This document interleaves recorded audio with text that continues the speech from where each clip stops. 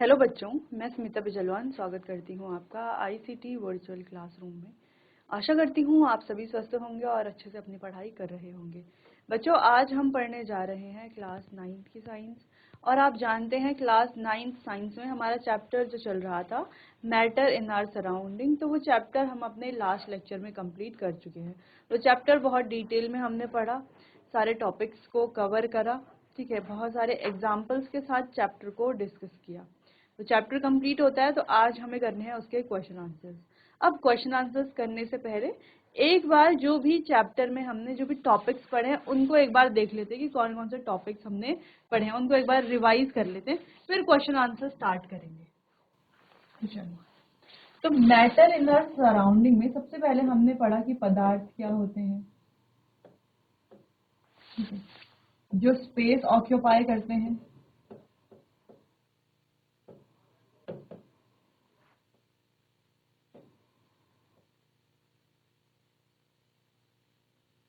And have मास, जिनका कुछ ना कुछ मास यानी कि द्रव्यमान होता है। अब ये जो पदार्थ है ये बनते हैं टाइनी पार्टिकल से मिलकर के, है ना, छोटे छोटे स्मॉल पार्टिकल्स हम कह सकते हैं, स्मॉल पार्टिकल्स यानी कि छोटे छोटे कणों से मिलकर के ये पदार्थ बनते हैं। अब ये जो छोटे छोटे कण हैं इनकी क्या क्या विशेषता है, कैरेक्टरिस्टिक्स हैं, इनके क्या क्या कैरेक्टरिस्टिक्स हैं ये हमने पढ़ लिया था। ठीक है, क्या क्या, जैसे ये जो पार्टिकल्स हैं इनके बीच में क्या होता है, फोर्स ऑफ अट्रैक्शन होता है, पार्टिकल्स के बीच में स्पेस होता है, इनके जो ये जो पार्टिकल्स हैं निरंतर गति में रहते हैं। ठीक है, तो ऐसे हमने काफी सारे ये पार्टिकल्स पढ़े। फिर हमने पढ़े कि कैरेक्टरिस्टिक्स के आधार पर ये जो पार्टिकल्स हैं, कैरेक्टरिस्टिक्स के आधार पर भी नहीं कहेंगे, लेकिन ये जो पार्टिकल्स हैं ये तीन तरह के होते, सॉरी, ये जो पदार्थ है तीन तरह के होते हैं। ठीक है, एक होता है हमारा सॉलिड, लिक्विड और गैसियस सब्सटेंसेस। ठीक है, तीन तरह के पदार्थ होते हैं। ठीक है, अभी जो पार्टिकल्स हैं, ये जो पदार्थ हैं ये छोटे छोटे पार्टिकल से मिलकर के बने, जिनकी कैरेक्टरिस्टिक्स हमने देख ली। अब हमने उनकी कैरेक्टर्स देखनी है पर्टिकुलर इस पदार्थ में, यानी कि सॉलिड जो है उनके जो पार्टिकल्स होंगे उनकी क्या कैरेक्टरिस्टिक्स होगी। तो अलग अलग कैरेक्टर, जैसे सॉलिड जो है उनकी कैरेक्टरिस्टिक होगी कि इनका एक फिक्स शेप होता है, फिक्स जो वॉल्यूम होता है, इसके अलावा इसके जो पार्टिकल्स होते हैं वो उनके बीच का जो फोर्स ऑफ अट्रैक्शन है बहुत ज्यादा होता है, जिस वजह से वो एक दूसरे से जुड़े हुए होते हैं। ठीक है, इसके अलावा हमने बात की जैसे डेंसिटी की, हमने यहाँ पर बात की थी। दूसरी चीज, ये जो सॉलिड होते हैं ये फ्लो नहीं करते हैं, ये हीप करते हैं, यानी कि एक जगह पर जो है ढेर बनाते हैं, बहते नहीं है। तो ऐसे ही कई सारी प्रॉपर्टीज हमने सॉलिड की डिस्कस की थी। बात करते हैं लिक्विड की, तो लिक्विड की भी बहुत सारी प्रॉपर्टीज है, जैसे इनका फिक्स वॉल्यूम तो होता है लेकिन शेप नहीं होता, जिस भी कंटेनर में डाला जाएगा उसी का शेप ये ऑक्यूपाई कर लेते हैं, उसी का शेप ले लेते हैं। मान लो एक जो है चौकोर बर्तन में हमने डाला तो चौकोर शेप हो जाएगा। ठीक है, एक त्रिकोण में डाला हमने तो त्रिकोण शेप हो जाएगा। तो यानी कि जैसे भी कंटेनर में डालेंगे वैसा शेप हो जाएगा। अब इनके पार्टिकल का बीच का जो फोर्स ऑफ अट्रैक्शन है वो भी क्या होता है, ज्यादा होता है। ठीक है, बहुत ज्यादा नहीं होता है, सॉलिड के कंपैरिजन में तो कम होता है। ठीक है, लेकिन गैसेस के कंपैरिजन में ज्यादा होता है। फिर ये इनकी जो टेंडेंसी होती है ये फ्लो करने की टेंडेंसी होती है। तो आप पानी कहीं पर डालते हो तो आप क्या देखते हो कि वो बहता है, जहां उसको बहने के लिए ढलान मिलती है तो वो बहता है। ठीक है, एक जगह पर जो है ढेर नहीं बनाता पानी। पानी जब तक हम उसको किसी बर्तन या किसी कंटेनर में ना इकट्ठा कर रहे हो, तो वो कंटेनर में करेंगे तब तो ढेर बनाएगा। लेकिन वैसी टेंडेंसी क्या है उसकी, फ्लो करने की। आप सीधा फर्श पे देखो, अगर आप मिट्टी डाल दो तो मिट्टी क्या करेगी, ढेर बनाएगी, बहेगी नहीं। लेकिन पानी डाल दो आप एक जग, तो पानी क्या करेगा, बहेगा। ठीक है, तो फ्लो करने की टेंडेंसी होती है। तो बाकी यही पॉइंट्स कैरेक्टरिस्टिक्स हमने डिस्कस किए थे। वैसे ही गैसेस में इनका ना फिक्स्ड शेप होता है ना फिक्स्ड वॉल्यूम होता है। ये जो है जिस भी कंटेनर में रखा जाता है उसका पूरा स्पेस ये ऑक्यूपाई कर देते हैं। इनके पार्टिकल्स के बीच में फोर्स ऑफ अट्रैक्शन बिल्कुल जीरो होता है, इनके पार्टिकल्स बहुत दूर दूर होते हैं, निरंतर गति में होते हैं। और ये भी क्या करते हैं, इनकी टेंडेंसी भी लिक्विड्स की तरह फ्लो करने की। ठीक है, तो ये सारे पॉइंट्स हमने पढ़े थे, कैरेक्टरिस्टिक्स पढ़ी थी सॉलिड, लिक्विड और गैसेस की। ठीक, फिर हमने बात की थी क्या ये जो स्टेट्स है, क्या इनमें परिवर्तन हो सकता है, स्टेट में चेंज हो सकता है। तो हमने देखा सॉलिड से लिक्विड बनाया जा सकता है, लिक्विड से गैस, फिर गैस से लिक्विड बनाया जा सकता है, लिक्विड से सॉलिड, फिर सॉलिड से डायरेक्टली गैस बनाया जा सकता है, गैस से डायरेक्टली सॉलिड। तो ये अलग अलग प्रोसेस है, ठीक है। तो जैसे सॉलिड से लिक्विड बनाना है तो उस प्रोसेस को हम क्या करेंगे, मेल्टिंग, ठीक है। मेल्ट हो रहा है ना, सॉलिड से लिक्विड बन रहा है। और लिक्विड से अगर सॉलिड बन रहा है तो वो प्रोसेस क्या है, वो है फ्रीजिंग या फ्यूजन हम कह सकते हैं, ठीक है। नेक्स्ट प्रोसेस है लिक्विड से गैस बनाना, तो उस प्रोसेस को हम वेपराइजेशन कहते हैं। अगला है गैस से लिक्विड बनाना, जिसको हम कंडेंसेशन कहते हैं।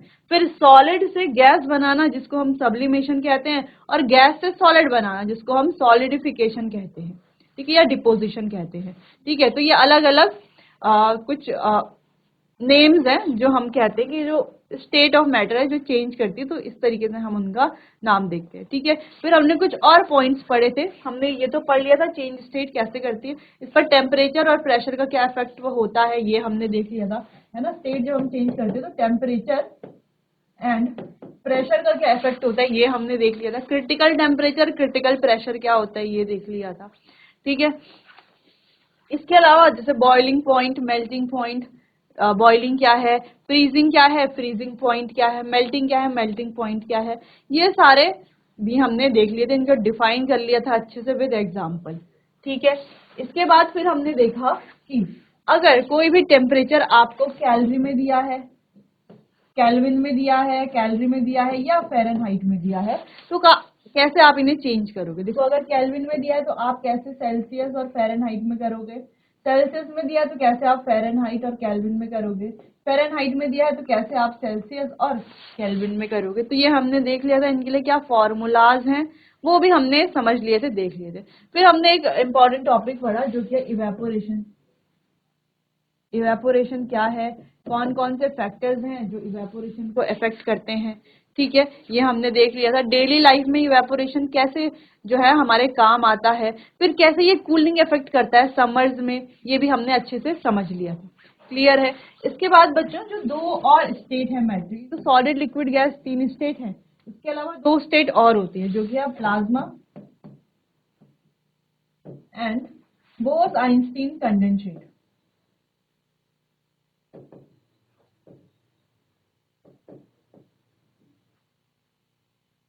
तो ये क्या है दोनों स्टेट, इनके बारे में भी हमने एक एक्स्ट्रा नॉलेज गेन कर ली थी, ठीक है। तो ये सारे टॉपिक्स हैं जिनको हमने बहुत डीपली डिटेल में डिस्कस किया था चैप्टर में, ठीक है।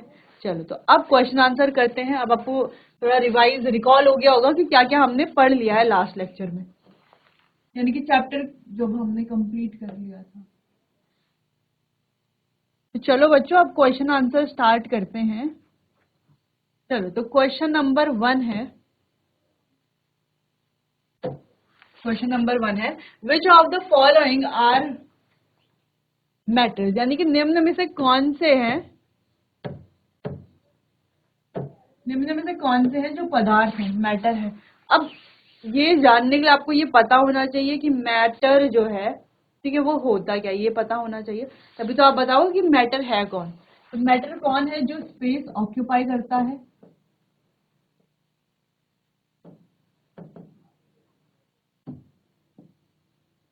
occupies space and have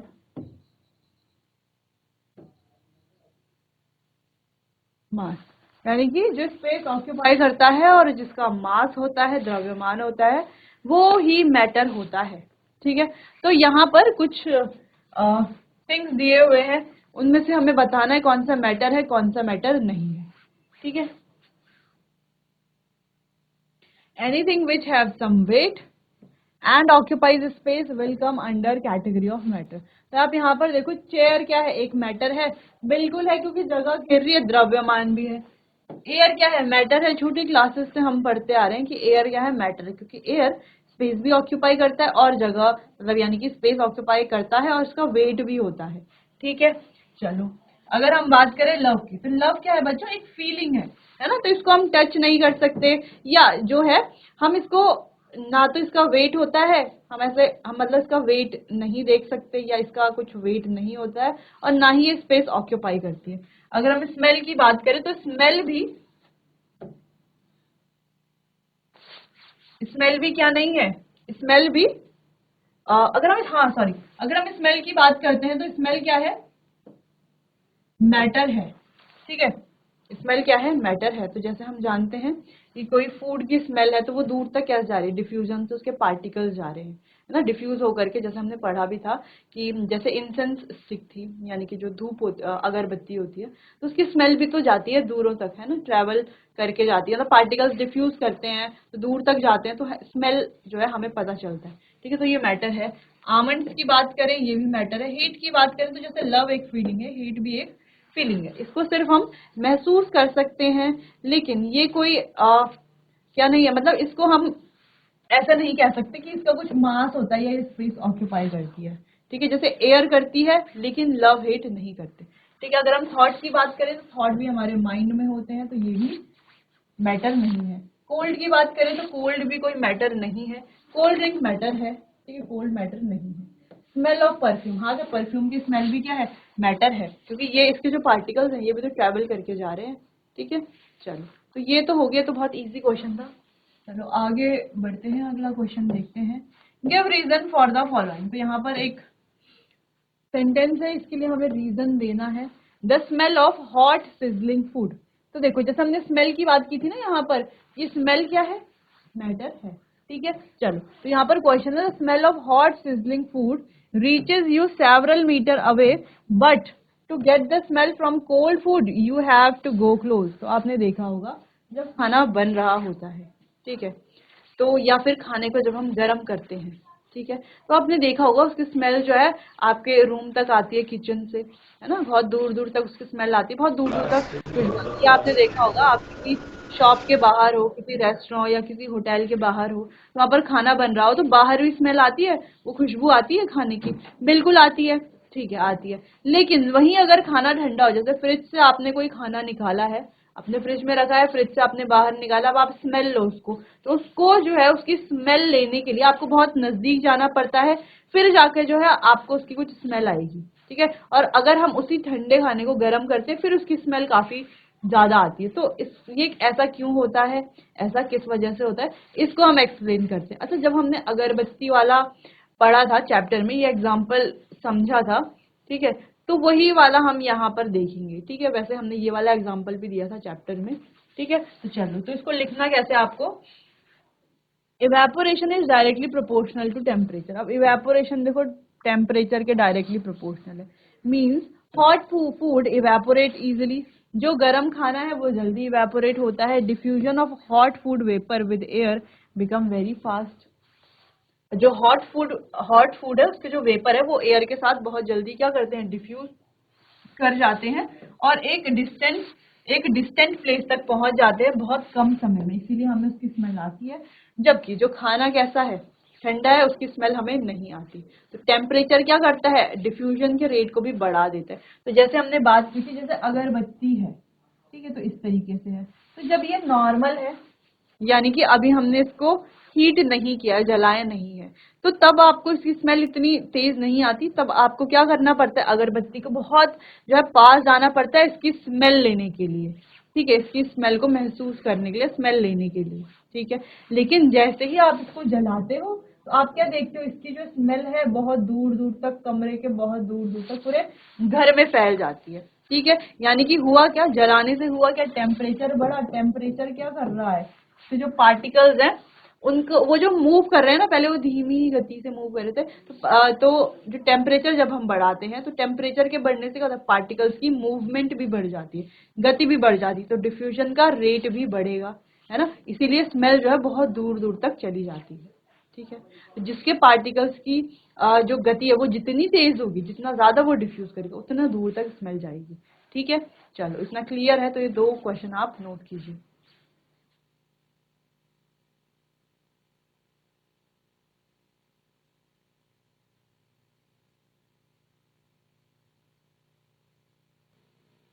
चलो, तो वही हमने कहा, जैसे अगरबत्ती की स्मेल है तो वो जा रही है, तो अगरबत्ती की जो स्मेल है ये क्या है, मैटर है। लेकिन अगर हम सिर्फ नॉर्मल स्मेल की बात करें तो स्मेल मैटर नहीं है, ठीक है। चलो अगला question, a driver is able to cut through water in a sorry a diver is able to cut through water in a swimming pool, which property of matter does this observation show. ठीक है, तो एक जो driver है, driver, ठीक है, diving जो करता है, स्विमिंग पूल की बात हो रही है यहाँ पर, तो वो वाटर को कट करके आगे जाता है। आपने देखा होगा डाइवर किस तरीके से हाथ से जो है वाटर को जो है कट करते हुए आगे की तरफ बढ़ते हैं। ठीक है, तो यहाँ पर मैटर की कौन सी प्रॉपर्टी हमें शो करती है, शो होती है। ठीक है, मैटर की कौन सी प्रॉपर्टी शो हो रही है, देखो कट करते हुए जाता है, तभी तो जैसे हम हैं, तो अभी हम ऐसे कर पा रहे हैं ना अपना हाथ, जबकि हमारे चारों ओर के अभी एयर प्रेजेंट है, एयर प्रेजेंट है, बिल्कुल प्रेजेंट है, एयर हमारे चारों ओर प्रेजेंट है, लेकिन फिर भी हम अपना हाथ ऐसे ऐसे ऐसे कर पा रहे हैं। यानी कि कैसे कर पा रहे हैं, क्योंकि एयर जो है उसके जो पार्टिकल्स है उनके बीच में क्या है, बहुत ज्यादा स्पेस है। ठीक है, जिससे कि हमारा हाथ क्या हो रहा है, इससे पास हो जाता है। ठीक है, अगर हम बात करते हैं पानी की, तो देखो जैसे नल है, ठीक है, नल से पानी आ रहा है, कंटिन्यू नीचे बह रहा है, तो उससे आप क्या कर सकते हो, ऐसे ऐसे आपको हाथ को करते हो ना, पानी पानी जब पानी बह रहा है तो आप हाथ को ऐसे ऐसे कर लेते हो। ठीक है, तो आपका जो हाथ है वो पानी के आर पार भी चला जाता है, चला जाता है, बिल्कुल चला जाता है। तो ये क्या प्रॉपर्टी शो करता है कि जो ये पानी है इसके पार्टिकल्स के बीच में क्या स्पेस है, जिस वजह से तो हाथ आर पार हो रहा है। वहीं अगर मान लो ये मार्कर है, तो क्या इसके आर पार हाथ हो रहा है, नहीं हो रहा है ना, हमें बहुत फोर्स यानी कि तोड़ना ही पड़ेगा तभी, क्योंकि इसके जो पार्टिकल्स हैं उनके बीच में स्पेस नहीं है। तो आपने देखा जैसे दीवार है, तो दीवार के आर पार कर लेते हो आप हाथ, नहीं कर पाते हो ना, विंडो से नहीं, सिर्फ दीवार के आर पार आप कर लेते हो हाथ, नहीं कर पाओगे ना, क्योंकि जो दीवार है वो जिससे बनी हुई है उसके पार्टिकल्स के बीच में स्पेस नहीं है, स्पेस नहीं है, इसलिए हम हाथ आर पार नहीं कर पा रहे। जबकि पानी है, एयर है, ठीक है, उनके उनसे हम जो है हाथ को आर पार कर पा रहे हैं, जो ये शो करता है कि जो वाटर है या गैसेस मॉलिक्यूल है, यानी कि लिक्विड है और गैस है, सिंपली उनके जो पार्टिकल्स होते हैं उनके बीच में स्पेस होता है। ठीक है, तो ये प्रॉपर्टी यहाँ पर शो हो रही है। तो इसी वजह से जो डाइवर होते हैं तो वो स्विमिंग पूल को क्या करते हैं, ऐसे कट करते हुए आगे की तरफ बढ़ते हैं, ऐसे चीरते हुए आगे की तरफ बढ़ते हैं।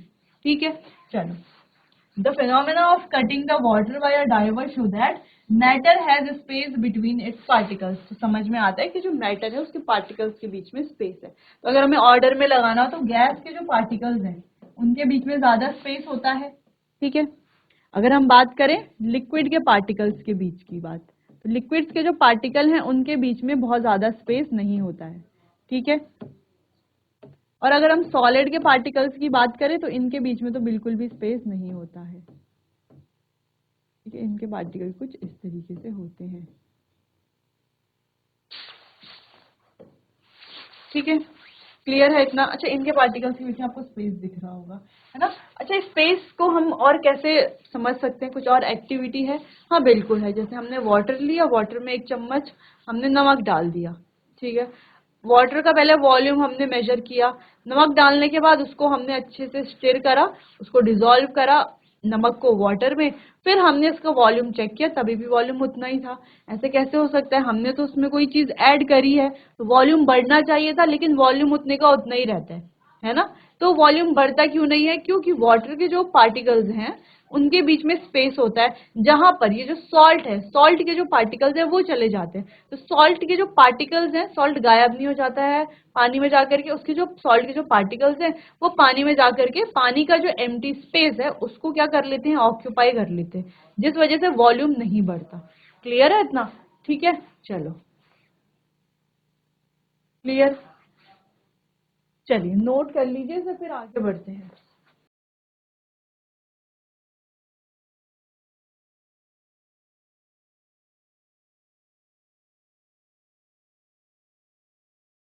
चलिए, नेक्स्ट क्वेश्चन है, what are the characteristics of the particles of matter, यानी कि मैटर के जो पार्टिकल्स हैं उनकी क्या क्या कैरेक्टरिस्टिक्स हैं। तो अभी हमने जब चैप्टर को रिकॉल किया था तो उन कैरेक्टरिस्टिक्स को देख लिया था। चलो, तो एक बार फिर से बात करते हैं। तो particles of matter have space between them, जिसको हमने ये सॉल्ट सॉल्यूशन वाले एग्जाम्पल से देखा, यानी कि सॉल्ट और वाटर का सॉल्यूशन है, तो जो वाटर है उसका जो वॉल्यूम है सॉल्ट डालने से पहले, सॉल्ट डालने के बाद भी उतना ही रहता है, जबकि वॉल्यूम बढ़ना चाहिए था क्योंकि हम उसमें कोई चीज ऐड कर रहे हैं। वॉल्यूम बढ़ना चाहिए था, लेकिन वॉल्यूम नहीं बढ़ता क्योंकि मैटर, ये जो वाटर है इसके जो पार्टिकल्स हैं इनके बीच में होता है स्पेस। ठीक है, जिसमें जो हमारे सॉल्ट है, सॉल्ट के पार्टिकल्स चले जाते हैं और उस स्पेस को ऑक्यूपाई कर लेते हैं, जिस वजह से यहाँ पर जो है वॉल्यूम में कोई इंक्रीमेंट नहीं होता। पहली चीज ये हो गई। इसके अलावा कई एग्जांपल्स है, जैसे हम मैटर की बात हो रही है ना यहाँ पर, तो यहाँ पर हमें कहा नहीं जा रहा कि लिक्विड ही लिक्विड की बात करें, जैसे हम गैसेस की बात करें तो अभी हमारे आसपास एयर है, हमारे सराउंडिंग में एयर है, लेकिन हम अपना हाथ ऐसे कर पा रहे हैं, ऐसे कर पा रहे हैं, ठीक है। इसका मतलब क्या है कि एयर जो है उसके पार्टिकल्स के बीच में भी क्या है, बहुत ज्यादा स्पेस है, जिस वजह से अब हम अपना हाथ इस तरीके से कर पा रहे हैं, ठीक है। अगला है particles of matter are continuously moving. तो मैटर के जो पार्टिकल्स हैं वो कंटिन्यू मूव करते रहते हैं। जैसे हमने देखा है अगरबत्ती की, जैसे हम बात कर लेते हैं तो उसके जो पार्टिकल्स, अगर आप बैठ जाओ कहीं पर, अगरबत्ती रख दी जाए कहीं पर, तो आपको जो है स्मेल आने लगेगी बहुत धीरे धीरे। भले ही टेम्परेचर के साथ साथ पार्टिकल्स की जो मूवमेंट है वो भी बढ़ जाती है, ठीक है। तो अगर नॉर्मली अगरबत्ती रखी है फिर भी जो है आपको उसकी हल्की हल्की स्मेल आती रहेगी, ठीक है। स्मेल क्या होगी, आपको आती रहेगी, क्योंकि उसके जो पार्टिकल्स हैं वो मूव कर रहे हैं। लेकिन मूव कैसे कर रहे हैं, बहुत धीरे धीरे अभी मूव कर रहे हैं। लेकिन अगर हम टेम्परेचर बढ़ा दें तो पार्टिकल्स भी बहुत तेजी से मूव करने लगते हैं, ठीक है। चलिए नेक्स्ट प्रॉपर्टी है, particles of matter have an attraction force between them. यानी कि मैटर के जो पार्टिकल्स हैं उनके बीच में फोर्स ऑफ अट्रैक्शन होती है। फोर्स ऑफ अट्रैक्शन क्या होती है पार्टिकल्स के बीच में, अगर हम गैसेस की बात करें, एयर की बात करें, तो एयर के पार्टिकल्स तो इतने दूर दूर होते हैं, तो एयर के पार्टिकल्स में फोर्स ऑफ अट्रैक्शन नहीं होती। लेकिन अगर हम लिक्विड की बात करें तो लिक्विड के पार्टिकल्स के बीच में फोर्स ऑफ अट्रैक्शन होती है, एयर के कंपैरिजन में तो काफी होती है। और अगर हम सॉलिड के पार्टिकल्स की बात करें तो इनके बीच में सबसे ज्यादा फोर्स ऑफ अट्रैक्शन होती है। जैसे आप इस मार्कर को अभी देख पा रहे हो, तो इसका एक फिक्स्ड शेप है, फिक्स्ड वॉल्यूम, यानी कि एक सॉलिड है, ठीक है। अब हम क्या देख रहे हैं, इसने अपना इस शेप को मेंटेन किया हुआ है ना, मेंटेन किया हुआ है। किस वजह से, क्योंकि इनके जो पार्टिकल्स है उनके बीच में फोर्स ऑफ अट्रैक्शन है। देखो ऐसे हम खींच पा रहे हैं क्या, तो ये टूट रहा है क्या, नहीं टूट रहा है ना, बहुत ज्यादा फोर्स हमें देना पड़ेगा इसे तोड़ने के लिए। लेकिन बहुत नॉर्मल फोर्स या थोड़ा ज्यादा फोर्स देने पर भी ये नहीं टूटता। क्यों नहीं टूटता, क्योंकि इसके जो पार्टिकल्स है उनके बीच का फोर्स ऑफ अट्रैक्शन बहुत ज्यादा हाई है, इस वजह से ये होता है। अगर हम इनके पार्टिकल्स के बीच का अगर हम तीनों पार्टिकल्स, तीनों जो मैटर है उनके बीच में अगर कंपैरिजन करें, इसके बीच का फोर्स ऑफ अट्रैक्शन ज्यादा है, तो सॉलिड के जो पार्टिकल्स हैं उनके बीच का फोर्स ऑफ अट्रैक्शन बहुत ज्यादा होता है। फिर लिक्विड, और सबसे कम यानी कि ना के बराबर होता है गैसेस के पार्टिकल्स के बीच में फोर्स ऑफ अट्रैक्शन। तो सॉलिड में फोर्स ऑफ अट्रैक्शन ज्यादा है, इस वजह से ये पार्टिकल्स क्या करते हैं, इनका एक फिक्स्ड शेप और वॉल्यूम होता है, ठीक है। चलो तो क्लियर है इतना। अच्छा, ये फोर्स ऑफ अट्रैक्शन सभी सॉलिड के पार्टिकल्स में होता है, तो ऐसा जरूरी नहीं कि सब में जो है बहुत ज्यादा फोर्स ऑफ अट्रैक्शन होता है। जैसे अगर हम चौक की बात करें और एक लोहे की कील की बात करें, यानी कि आयरन नेल की बात करें, तो चौक को तो हम आसानी से तोड़ देते हैं, तो चौक भी सॉलिड और लोहे की कील भी सॉलिड है, दोनों के ही पार्टिकल्स के बीच में फोर्स ऑफ अट्रैक्शन है। लेकिन अगर हम बात करें जो चौक है उसके पार्टिकल्स के बीच का जो फोर्स ऑफ अट्रैक्शन है वो काफी कम है। अगर हम कील की बात करते हैं, क्योंकि वो आयरन से बनी है, तो उसके पार्टिकल्स के बीच का फोर्स ऑफ अट्रैक्शन बहुत ज्यादा है। तो चौक को ऐसे करके तोड़ा जा सकता है क्योंकि पार्टिकल्स का फोर्स ऑफ अट्रैक्शन कम है, लेकिन कील को ऐसे करके नहीं तोड़ा जा सकता, ठीक है। हम तो नहीं तोड़ सकते, आप भी नहीं तोड़ सकते, क्योंकि उनके पार्टिकल्स के बीच का फोर्स ऑफ अट्रैक्शन बहुत ज्यादा है। तो ये मैटर टू मैटर वेरी करता है, हम यही नहीं कहेंगे कि सारे जो सॉलिड है उनके फोर्स ऑफ अट्रैक्शन बहुत ज्यादा होता है। फोर्स ऑफ अट्रैक्शन होता है सभी सॉलिड का, लेकिन मैटर टू मैटर वेरी करता है, ठीक है। तो इस तरह का क्वेश्चन आपको देखने को मिलेगा। अगला है particle of matter are very small in size. अब मेटल के जो पार्टिकल्स होते हैं वो बहुत ज्यादा छोटे होते हैं, ठीक है।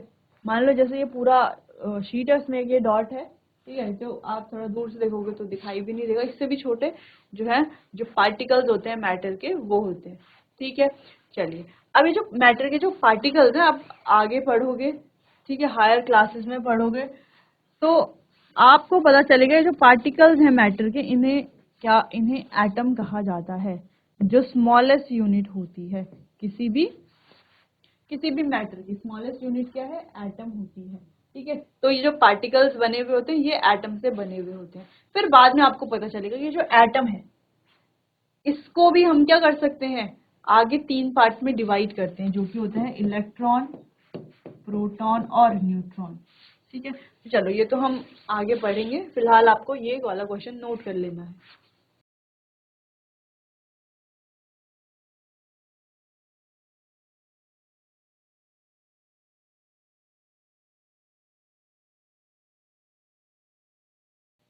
चलो आगे बढ़ते हैं अगले क्वेश्चन की तरफ। अगला क्वेश्चन है the mass per unit volume of the substance is called density, arrange the following in order to increasing density.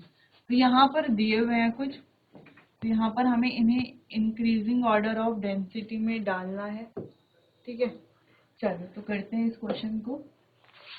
Density क्या होता है? Mass upon volume. डेंसिटी का formula density is equals to mass upon volume, यानी कि हम कह सकते हैं मास पर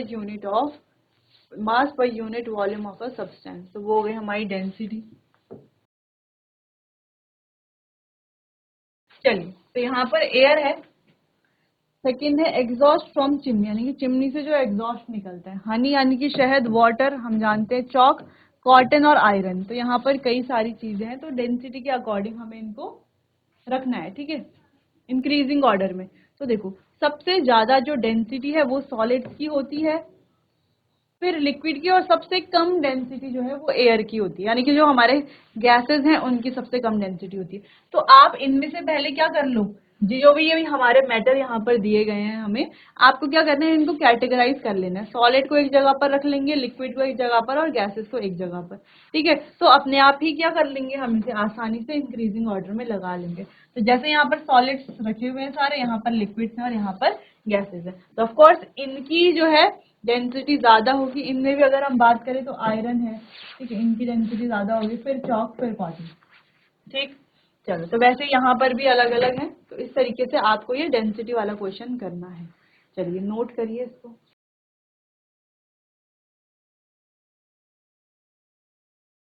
बाकी के क्वेश्चंस को कंप्लीट करेंगे हम अपने आने वाले अगले सेशन में। तब तक के लिए आप पढ़ाई करते रहिए। कहीं पर अगर कोई कंफ्यूजन होती है, ठीक है, मैटर से रिलेटेड कोई चीज़ आपको समझ में नहीं आती है, तो आप मुझसे पूछ सकते हैं। चलिए बच्चों, आज के लिए बस इतना ही। मिलते हैं अपने आने वाले अगले सेशन में। तब तक के लिए आपका बहुत बहुत धन्यवाद।